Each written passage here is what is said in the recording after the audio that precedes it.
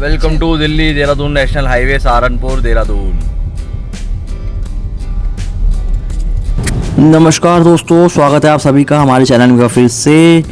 तो एक नई वीडियो में नए कंटेंट के साथ, जैसे कि आपको पता है हमारे चैनल पे रणथंभौर की सीरीज़ चल रही है, उसकी वीडियोस तो अभी बाकी हैं, एक दो जगह और घुमाएंगे। लेकिन अभी हम आपको लेके चल रहे हैं आज हम एक फैमिली डिनर पे मूर्थल। लेकिन मूर्थल हम जाएंगे वाया दिल्ली देहरादून एक्सप्रेस से, जो भी नया नया खुला था, जो कि बिल्कुल कहते हैं कि मूर्थल के लिए हमने ऑल दो पहले भी ट्राई किया था एक बार, तो सोचा इस बार फिर देखते हैं। अब अच्छी तरह से पूरा ओपन हो चुका है तो इस पर ट्रैफिक का क्या पोजीशन है, कैसे इस पर मूवमेंट है ट्रैफिक की, जो कि आप देख रहे हो। यहाँ से मैं बताऊँ आपको, हमारे घर से मयूर विहार से मूर्थल जाने के लिए 2 रास्ते हैं। एक तो via Delhi Dehradun express way नया, जो यहाँ से फिर हम पकड़ेंगे ईस्टर्न पेरिफेरल एक्सप्रेस वे, और उसके बाद हम NH44 पे जुड़ जाएंगे। या फिर पुराना रास्ता लें हम दिल्ली से ISBT से आज़ादपुर से फिर वही सिंघू बॉर्डर से NH44 और फिर मूर्थल।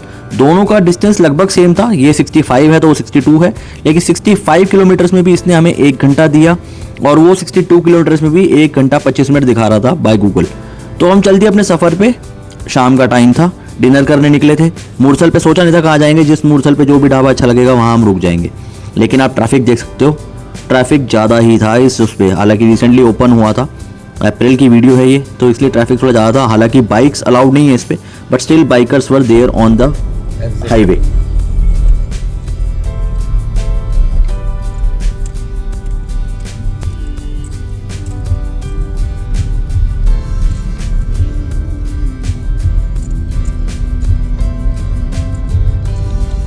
यहाँ से निकल रहा है वो यमुना लिंक ना, इससे जोड़ रहे हैं, वो सिग्नेचर भी यहाँ है।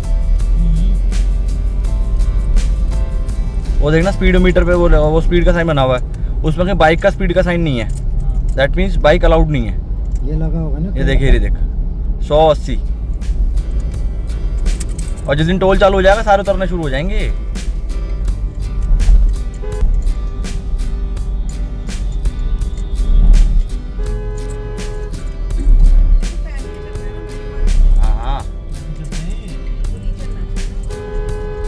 ये भी अलाउड नहीं है, देखिए चल रहा है जो उस पे थ्री व्हीलर भी नहीं है।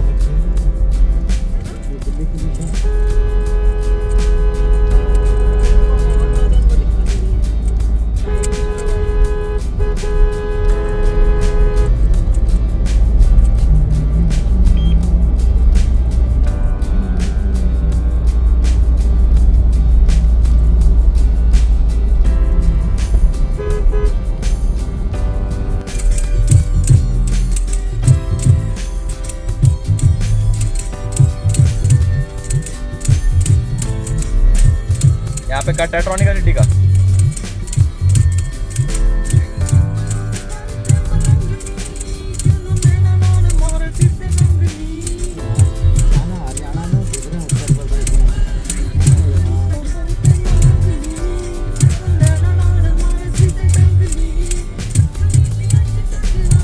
ये आगे टोल गेट।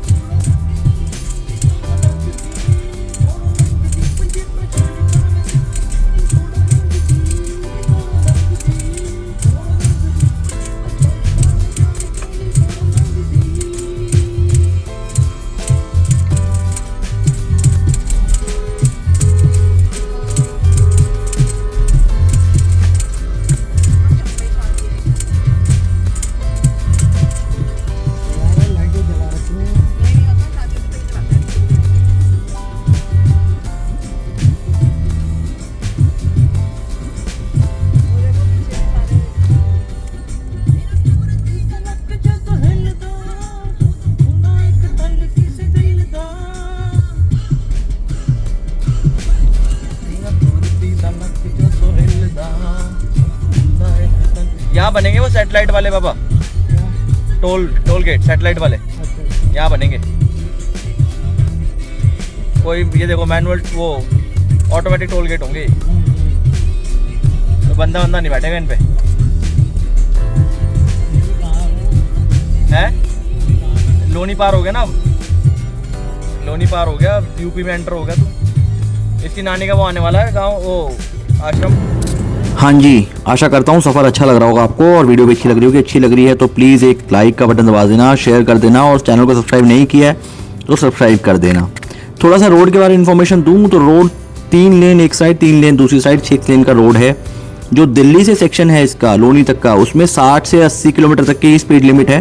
थोड़ा सा रिस्की रोड है, भगाएं ना गाड़ी को ज़्यादा, अपने स्पीड लिमिट कंट्रोल में रखें क्योंकि रोड कंजस्टेड दिखेगा आपको। और वैसे भी बाइकर्स और 3 व्हीलर्स अभी इस पे चल रहे हैं तो बहुत रिस्की हो जाता है ये। कोई गाड़ी अगर साइड में लेफ्ट हैंड साइड पे खड़ी दिख गई तो वो भी दिक्कत हो जाएगी। तो इसलिए थोड़ा सा रोड की कंडीशन अभी, रोड ज़्यादा चौड़ा नहीं है, आप भगा नहीं सकते हैं, थोड़ा सा लिमिटेड रखें और अपनी स्पीड को कंट्रोल रखें तो शायद सही रहेगा। क्योंकि काफ़ी ज़्यादा डिस्ट्रैक्शन इस रोड पे अभी तो फ़िलहाल हमें मिली थी क्योंकि बाइकर्स और जो 3 व्हीलर्स थे वो सब नहीं मान रहे थे। ऑल्दो इस पे अलाउड नहीं है, कहीं साइन बोर्ड तो नहीं था लेकिन स्पीड लिमिट पे लिखा हुआ था कि कार्स और ट्रक्स के लिए ही है ये स्पीड लिमिट, उन्हीं दोनों की दे रखी थी, बाकी किसी की नहीं थी।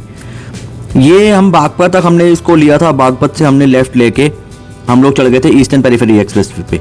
और इस पे जो भी टोल होंगे वो सब NHAI के अंडर ही आएंगे, फास्टैग उन पे वैलिड होगा और उन पे एनुअल पास भी आपका वैलिड होगा, तो आपका टोल नहीं लगने वाला है। अभी सहारनपुर तक तो हम गए नहीं थे आगे, तो उसका आगे का मैं आपको बाद में अपडेट दूंगा जब हम पूरा रास्ता कवर कर लेंगे। अभी बागपत तक आप देखिए, बागपत से हम लेफ्ट ले लेंगे ईस्टर्न पेरिफेरी एक्सप्रेस पे। उस पर भी आपको पता ही है NHAI के एनुअल फास्टैग वैलिड हैं, तो उसमें भी कोई दिक्कत नहीं होने वाली है। रोड एकदम क्लियर था, लेकिन हाँ ये कि आपको अपनी स्पीड थोड़ी सी कंट्रोल रखनी पड़ेगी। ऑल्दो 100 की लिमिट इस पे है, दे रखी है, साइन बोर्ड लगे हुए हैं, लेकिन फिर भी सजेशन ये रहेगा आप स्पीड को अपनी कंट्रोल रखें, 60-80 पे चलाएं या 80 पे भी चलाएंगे तो शायद आप मैनेज कर लेंगे। हाँ, पार्किंग इस रोड पे बिल्कुल भी इस एक्सप्रेसवे पे अलाउड नहीं है, कहीं भी आप पार्क करके कुछ कर नहीं सकते क्योंकि ये पूरा एलिवेटेड सेक्शन है दिल्ली से बागपत तक का। बागपत से आगे भी सहारनपुर तक भी बताते हैं, सहारनपुर भी पूरी ग्रीन सेक्शन है तो वो भी एलिवेटेड ही है स्लाइटली, बट ये तो पूरा एलिवेटेड है तो थोड़ा सा रिस्की पड़ जाता है। कट भी इस पर एकदम से क्या कहते हैं मर्जिंग ट्रैफिक है और जा भी रहा है ट्रैफिक, तो इसलिए थोड़ा सा भारी पड़ जाता है। अब हम लेंगे लेफ्ट एग्जिट अपना ईस्टर्न पेरिफेरल एक्सप्रेस पे, उस पर भी कोई हमारा टोल नहीं लगने वाला है। तो आप बने रहना वीडियो में और चैनल को सब्सक्राइब करना अगर नहीं किया है तो, और वीडियो को लाइक करके शेयर करना। पूरी वीडियो जरूर देखना, डिटेल बहुत सारी मिलेगी आपको।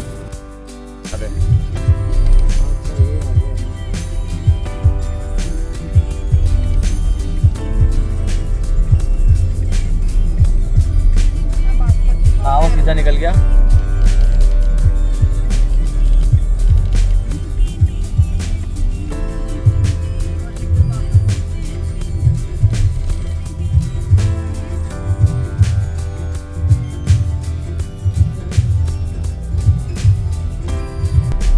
नहीं स्ट्रीट लाइट अभी तो बंद हुई है, हमारे आते ही बंद हुई है। हाँ देख ले, चल गई फिर दोबारा देख।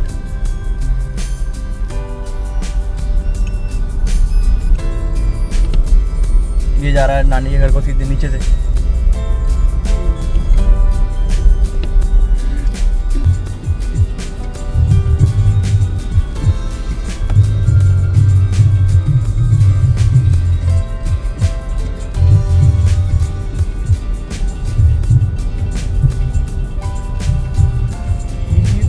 तेरी वक्री अदाएं है ना तेरियां दे विच एक मैं कदाएं, वक्री तो तेरी वक्री अदाएं है ना तेरियां दे विच एक मैं कदाएं। दो घुट पी लैण दे, दो घुट पी लैण दे। इस टाइम तक तो सही गाने गाता था ये।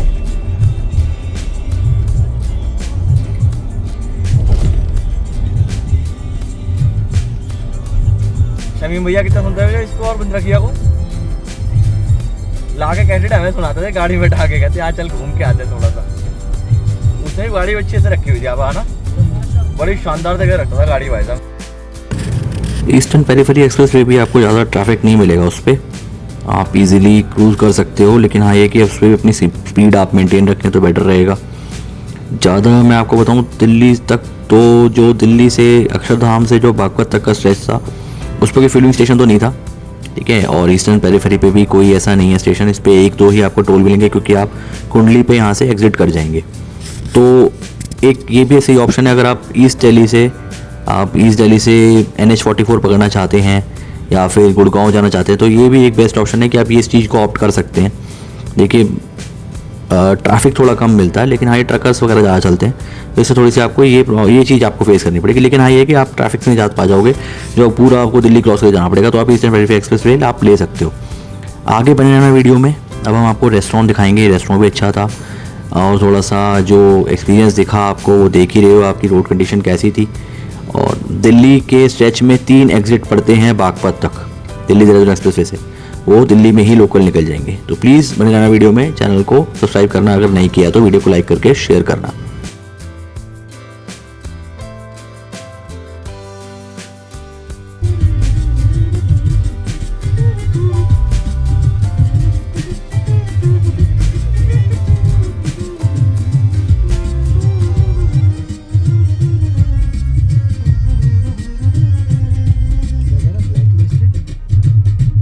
वो सफारी का दिखाता ना बीच में, सफारी का टैग दिखाता मेरे नाम पे, मेरे नंबर पे।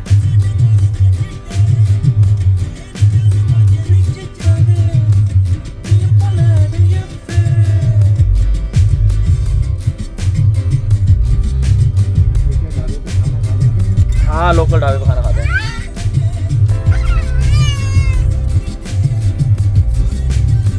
नीचे बना हुआ ना यहाँ पे। देखा मैंने।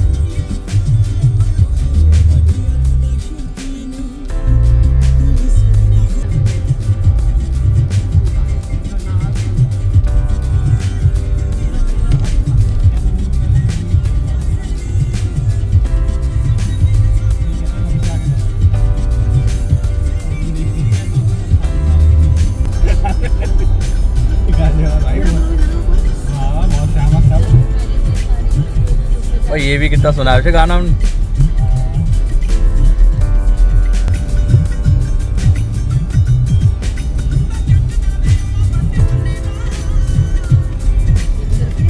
नहीं कुल्लू इतना डिल्लो।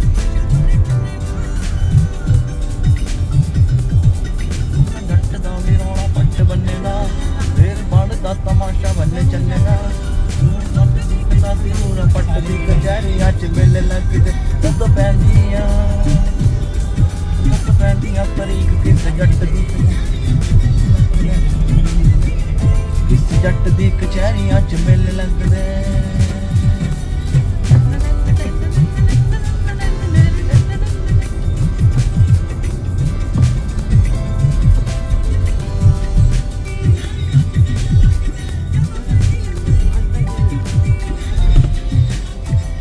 ये है कि इससे अभी हम मान्यतर भी पार कर सकते हैं सीधा।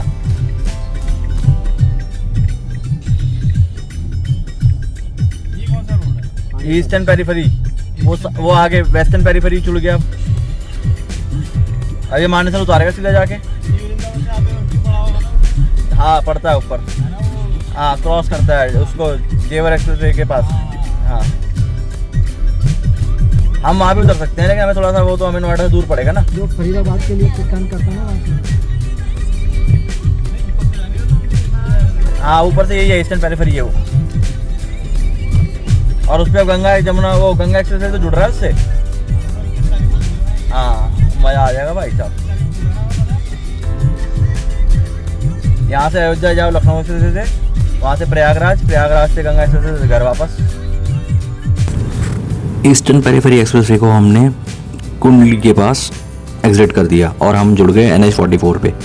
अब हम यहाँ पे 10-15 किलोमीटर चलेंगे और मेरे ख्याल से मुश्किल से 15-20 मिनट लगने थे, और हम एंटर कर गए थे मूर्थल पे। मूर्थल पे आप कोई भी ढाबा ऑप्ट कर सकते हो, काफ़ी सारे आपको पता है, मशहूर है, आप तो सबको ही पता है। हम लोगों ने डिसाइड किया कि हम 70 माइलस्टोन पे डिनर करेंगे। ये पहुँच गया मूर्थल, 70 माइलस्टोन पे रुके हैं, ढाबा गाड़ी खड़ी कर दी, पार्किंग। जैसा कि आपको बताया कि 70 माइलस्टोन हमने डिसाइड किया था, तो 70 माइलस्टोन हम पहुंच गए। रेस्टोरेंट बहुत अच्छा था, एमएस अच्छा था, बच्चों की एक्टिविटी अच्छी थी, पार्किंग का एम्पल स्पेस था, अच्छा माहौल था, फैमिली के लिए फाइन डाइनिंग का अच्छा एक ऑप्शन था। तो प्लीज़ बने रहना वीडियो में, लाइक करना।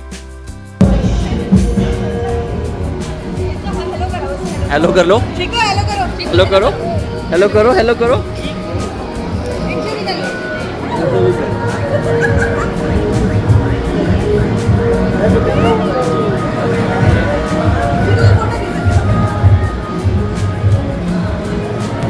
जैसा आपको दिख रहा है कि होटल का एम्बियंस, होटल की जो अंदर की सारा सजावट थी, डेकोरेशन थी, बहुत अच्छी थी।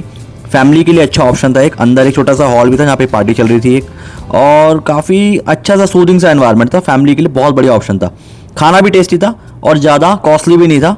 आपको आगे पूरी डिटेल दूंगा, सो प्लीज़ वीडियो में बने रहना और चैनल को लाइक करना, वीडियो को शेयर करना और सब्सक्राइब भी करें। ये इसका मेन्यू कार्ड वापस देखना, गिरे ना।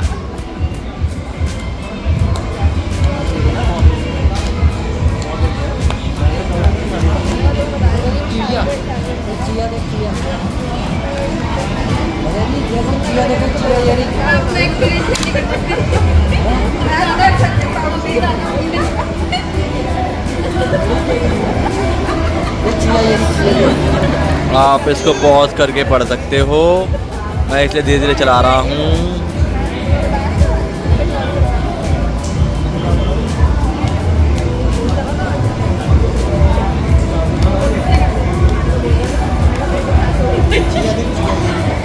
कौन?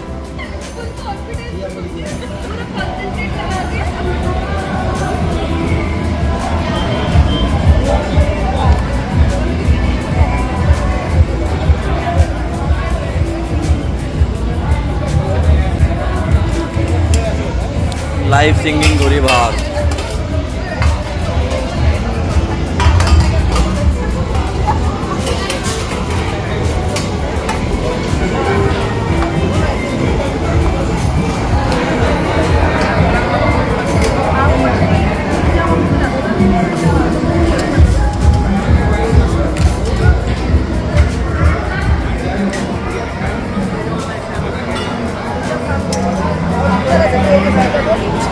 यहाँ पे भी छोटी सी सेटिंग है, क्यूट सी।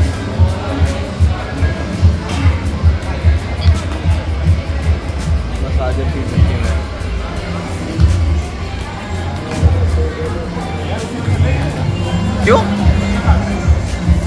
तो पिछले सीट पे आ जा, पिछले खाली है। फर्स्ट आइटम रायता आ गया, चटनी आ गई, ये लो।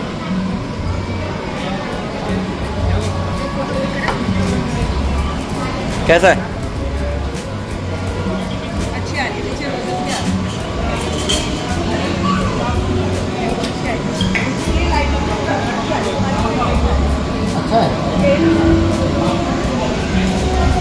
हाँ भाई, सर्व करो, डालो, खाओ।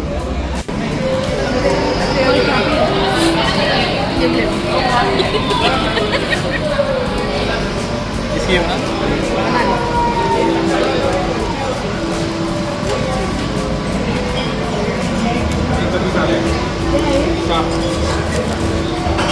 नहीं रहने ज़्यादा। एक बटर नान, एक प्लेन नान, एक लच्छा और एक garlic naan, and those were rumali rotis.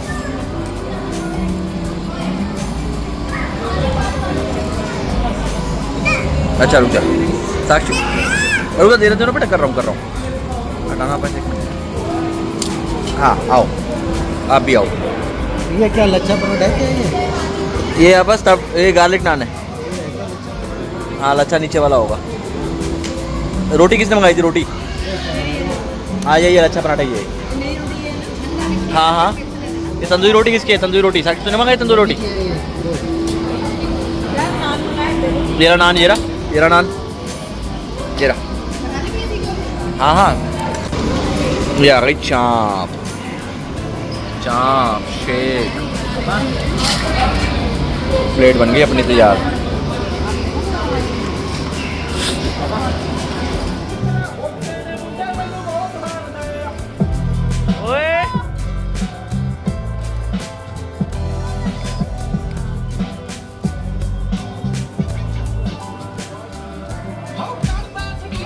Parking वाले बोले थे ना।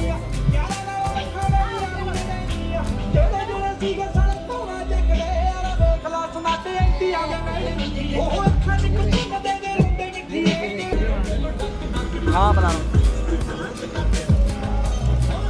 ओए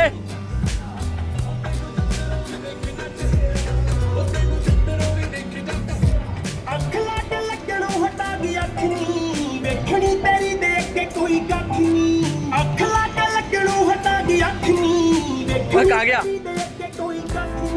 नींदरा ना और रीज़न बतेरे गल दिल दी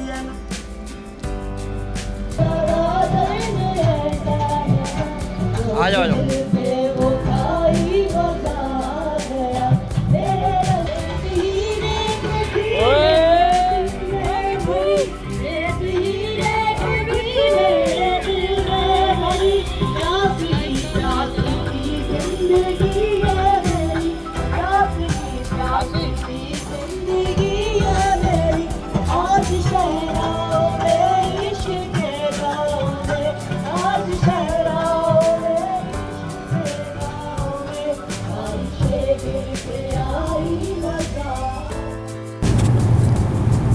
हाँ जी, देखा आपने, खाना वाना सब हो गया और पृथ्वी को हमने कार राइड भी करा दी। बड़ा मज़ा आ रहा था उसे, बच्चों के लिए तो काफ़ी हैपनिंग प्लेस था और अच्छी जगह थी, ज़्यादा कॉस्टली भी नहीं था। खाना जैसे आपको बताऊँ, इतनी सारी चीज़ें हमने ऑर्डर करी, आपने देखा सारी डिशेस हमने ऑर्डर करी। बिल ज़्यादा नहीं आया और राउंड अबाउट 1900 या 1900 कुछ या 2000 रुपये था। अगर आप 6 एडल्ट हो और इतना सब खा रहे हो तो आई डोंट थिंक कि 1900 या 2000 रुपये आपको भारी लगेगा। 300 रुपये पर हेड मान लीजिए। आपने बहुत सारे आइटम करे थे ऑर्डर, लेकिन हाँ ये है कि सारा वेज था, नॉन वेज यहाँ पे नहीं है अवेलेबल और हार्ड ड्रिंक्स भी नहीं है। सब पूरा फैमिली रेस्टोरेंट है एक तरीके से। खाना खाने के बाद, पृथ्वी की कार राइड के बाद और आइसक्रीम एंजॉय करने के बाद हम लोग चल दिए वापसी अपने घर की तरफ। वापसी के लिए फिर हम वही रोड लेंगे। अब की बार हम दिल्ली के लिए यू टर्न ले लेंगे फ्लाईओवर के नीचे से, रास्ता आपको दिख ही रहा है। यू टर्न लेने के बाद हम लोग फिर मिलेंगे NH44 पे। NH44 के बाद थोड़ी देर बाद हम लोग लेफ्ट लेके ईस्टर्न पेरिफेरी एक्सप्रेसवे पे ही चढ़ जाएंगे। ऑल्दो हमारे पास ऑप्शन था कि हम आज़ादपुर होते हुए वाया सिंघू बॉर्डर आज़ादपुर होते हुए भी घर जा सकते थे, लेकिन स्टिल उसमें अभी भी वापसी जाते हुए भी 1 घंटा 15 मिनट दिखा रहा था और इस पे अभी भी 1 घंटा ही दिखा रहा था। इनफैक्ट थोड़ा सा कम हो गया था इसमें।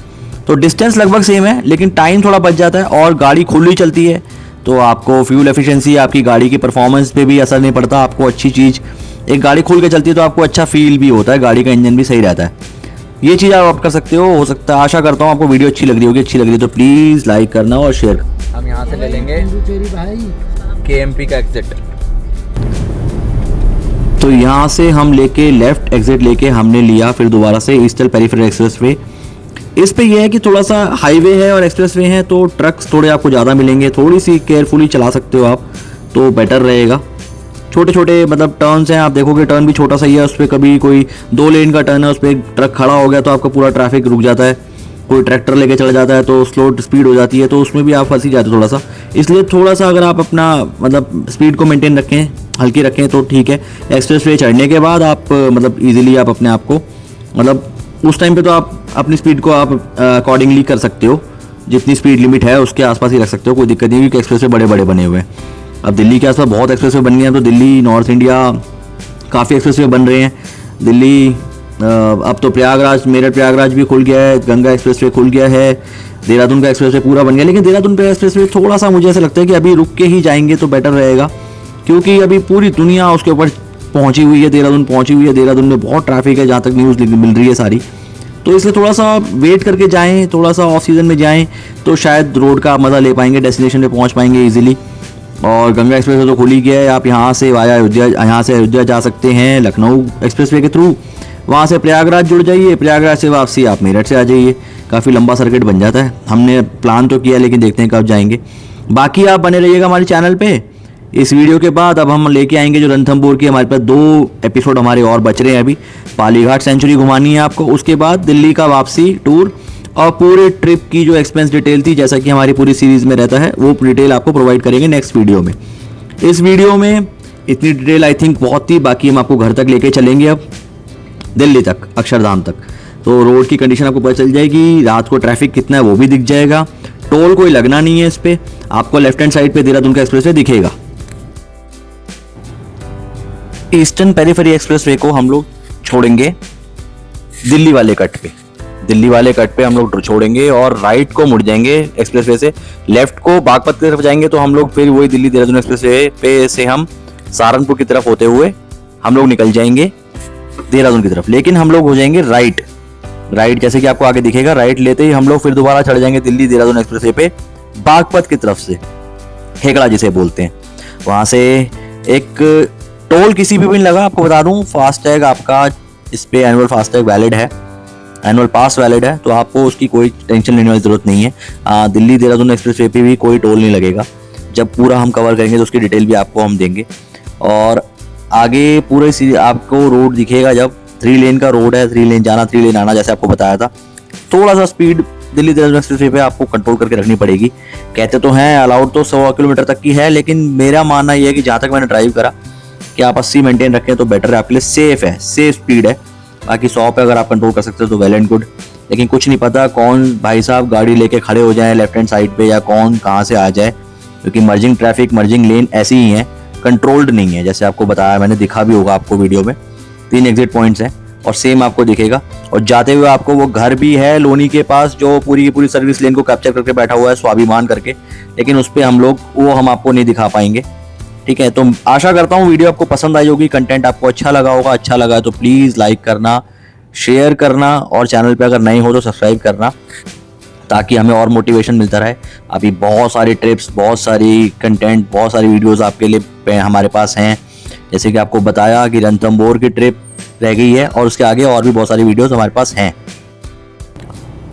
आगे और भी अच्छे हम आपको ट्रिप्स करवाएंगे, घुमाने ले जाएंगे। अगर आप हमारे साथ ऐसे चैनल पे बने रहेंगे, हमें ग्रो करने में हेल्प करेंगे, तो डेफिनेटली हम आपके साथ और भी बहुत अच्छे फैमिली ट्रिप्स और फैमिली कंटेंट शेयर करते रहेंगे। ये छोटी छोटी चीज़ें ही हम आपसे शेयर करते हैं, सो दैट हम इस जर्नी में बने रहें। आगे जाके हमारे पास अभी दार्जिलिंग सिक्किम भी है, वो भी घुमाना है आपको, और उसके बाद हम आपको लेके चलेंगे, देखते हैं मोस्ट प्रॉब्ली शायद अयोध्या, जैसे कि आपको बताया मैंने, अयोध्या और प्रयागराज का देखते हैं ट्रिप बनाएंगे। और जब ऑब्वियसली गंगा ये दिल्ली देहरादून एक्सप्रेसवे बनी गया है तो इस पर भी आपको लेके चलेंगे। लेकिन हाँ, देहरादून तक या मसूरी तक नहीं, मसूरी से आगे कहीं ट्राई करेंगे, कहीं अच्छी दूसरी जगह जाएं। तो प्लीज़ बने रहना चैनल पे, अगेन रिक्वेस्ट कर रहा हूँ। बस ये वीडियो थोड़ी देर में ख़त्म हो जाएगी, क्योंकि हम लोग एग्जिट कर रहे हैं एक्सटर्नल ये ईस्टर्न पेरिफेरी एक्सप्रेसवे से। ये लास्ट टोल है, एग्जिट है, इसके बाद हम जुड़ जाएंगे दिल्ली देहरादून एक्सप्रेसवे पे, और वापस हम लोग निकल लेंगे घर की तरफ। तो ज़्यादा टाइम नहीं लगेगा हमें। तो आशा करता हूँ आपको वीडियो पसंद आई होगी, कंटेंट पसंद आया होगा, इन्फॉर्मेशन आपको अच्छी लगी होगी जो मैंने शेयर की आपके साथ। नया ये एक्सप्रेसवे खुला था, तो आप अपनी ट्रिप को प्लान कर सकते हैं अपनी फैमिली के साथ, कि अगर NH44 चंडीगढ़ या मनाली भी जाना है तो आप इसको ऑप्ट कर सकते हैं, अगर आप ईस्ट दिल्ली से हैं तो। और दिल्ली देहरादून जाना है तो आप उसको कर ही सकते हैं। लेकिन अभी जैसे कि सुनने में आ रहा है कि देहरादून पे बहुत ज़्यादा ट्रैफिक वगैरह हो रहा है, तो थोड़ा दिन वेट कीजिए, थोड़ा सा इसको और अभी पनपने दीजिए। एक्सप्रेसवे को ज़्यादा कोई डेवलपमेंट इस पर हुआ नहीं है, तो शायद बेटर रहे। बाकी आपकी अपनी चॉइस, आपके अपने डिसीजंस, लेकिन आपको हमें छोड़ के कहीं नहीं जाना है, बने रहना है। आगे आपके साथ आपके लिए बहुत सारा कंटेंट और आने वाला है। So please stay tuned. Thanks a lot, stay blessed. और हाँ, यहाँ तक वीडियो देख लिए तो वीडियो को लाइक कर देना, शेयर कर देना, चैनल सब्सक्राइब करके कमेंट भी जरूर करना कौन कौन दिल्ली देहरादून एक्सप्रेसवे को जाने वाला है या होके आ चुका है, या फिर कौन कौन गंगा एक्सप्रेसवे को जल्दी से जल्दी कवर करने वाला है। तो प्लीज़ कमेंट करना, वीडियो को लाइक करना, शेयर करना, और चैनल को सब्सक्राइब नहीं किया है तो कर लेना।